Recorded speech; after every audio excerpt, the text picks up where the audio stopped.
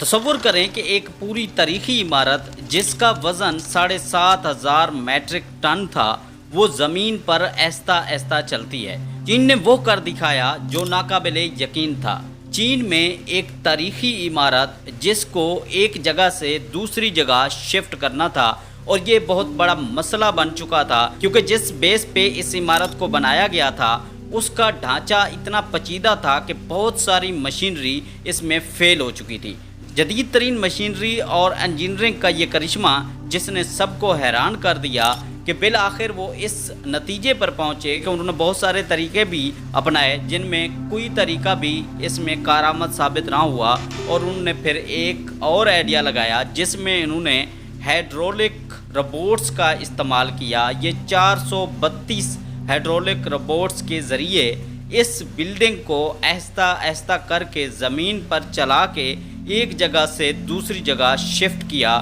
اور یہ شفٹ کرنے میں کامیاب ہو گئے، اور یہ بلڈنگ باحفاظت بغیر کسی نقصان کے ایک جگہ سے دوسری جگہ منتقل ہو گئی، اور پوری دنیا اس کی گرویدہ ہو گئی کہ اس طرح ٹیکنالوجی کا استعمال کر کے چین نے سب سے یہ بڑا کام کر کے دکھا دیا ہے۔ اب آتے ہیں کہ چین نے آخر اس عمارت کو اس جگہ سے دوسری جگہ منتقل کیوں کیا، یا اس کی وجہ کیوں پیش آئی۔ اس کی وجہ یہ تھی کہ جس بیس پہ، جس ڈھانچے پہ اس کو بنایا گیا تھا وہ ڈھانچہ بہت ہی پیچیدہ تھا، اور اس کے نیچے زیر زمین چین ایک اور ڈھانچہ بنانا چاہتا تھا جو کہ 3 منزلہ زیر زمین ڈھانچہ تھا، جس کے لیے اس بلڈنگ کو وہاں سے ہٹانا بہت ضروری تھا،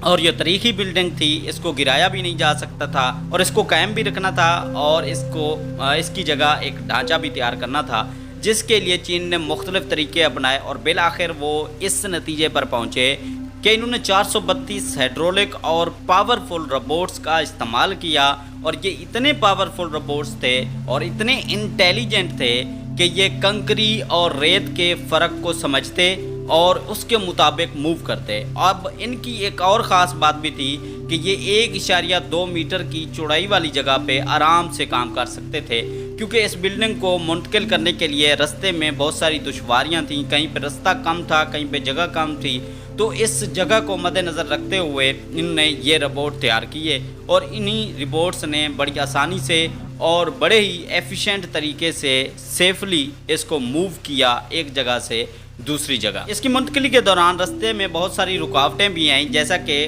پہاڑی وغیرہ، کوئی اس طرح کی کھائی کا سسٹم، تو وہاں پہ ڈرلنگ کے ذریعے کھدائی کر کے رستہ بنایا گیا، اور ان روبوٹس نے بلڈنگ کو آہستہ آہستہ کر کے وہاں پہ موو کرنا شروع کیا۔ اب یہ روبوٹ ایک دن میں صرف اور صرف 10 میٹر اس بلڈنگ کو موو کر سکتے تھے، یا 10 میٹر ایک جگہ سے دوسری جگہ شفٹ کرنے میں کامیاب ہوتے۔ یہ 10 میٹر اس بلڈنگ کو موو کرتے، اور یہ 10-10 میٹر کر کے سینکڑوں میٹر تک اس بلڈنگ کو لے گئے، وہاں پہ اس کو شفٹ کیا، اور پھر آ کر اس کی بیس میں زیر زمین ایک اور ڈھانچہ تیار کرنے کی یہ کوشش کر رہے ہیں اور تیار کر رہے ہیں، اور یہ 3 منزلہ ڈھانچہ ہے جس کے بعد دوبارہ ہو سکتا ہے کہ اس بلڈنگ کو اسی جگہ پر منتقل کر دیا جائے۔ روبوٹس نے تاریخ کا بوجھ اپنے کندھوں پر اٹھایا اور اس کو کامیاب کر دکھایا۔ اگر آپ بھی اپنے مستقبل کو چلتا ہوا دیکھنا چاہتے ہیں تو چین کو دیکھیے اور حیران ہو جائیے۔